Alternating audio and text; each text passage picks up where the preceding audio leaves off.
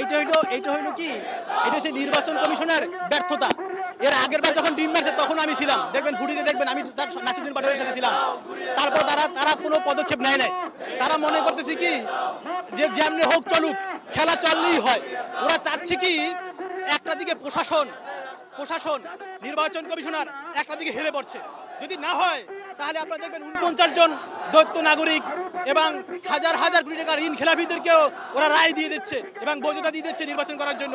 RFL gas stove hassle free auto ignition নিশ্চিত করে ঝামেলাহীন রান্না। আরএফএল গ্যাস স্টোভ নিরাপদ ও ঝামেলাহীন।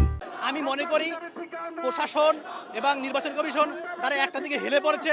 তারা চাচ্ছে, সাধারণ জনগণের কথা তারা ভাবছে না, কিন্তু সাধারণ জনগণ তাদেরকে রায় দিবে না। ঠিক আছে, নির্বাচনকে যদি তারা বানচাল করার চিন্তা ভাবনাও করে, সেটা কখনোই হবে না। আমরা ওখানে কোনোভাবে আমরা সহিংস হই নাই, আমরা ধৈর্য ধারণ করতেছি।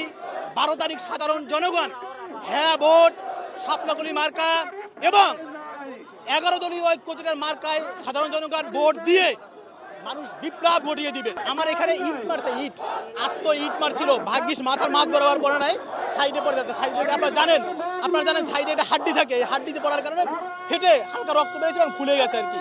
ঠিক আছে, তো আমি মোটামুটি ভাবে চিকিৎসা নিয়েছি, এখন সুস্থ আছে আলহামদুলিল্লাহ। এই হলো কথা। ঠিক আছে।